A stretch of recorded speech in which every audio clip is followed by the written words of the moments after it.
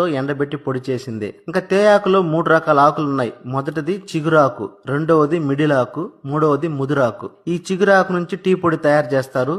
మన జటా special tea కూడా లేత చిగురాకుల నుంచి తయారు చేసిందే. ఇక మిడిలాకు, ముదురాకులతో టీ పొడి కూడా తయారు చేస్తారు. అయితే దీని తయారీలో టానిన్ అనే ఆల్కహాల్ కంటెంట్ ను కలుపుతారు. ఈ ఆల్కహాల్ కంటెంట్ మనం రోజు ఎక్కువ సార్లు టీ తాగడానికి ప్రేరేపిస్తూ ఉంటుంది.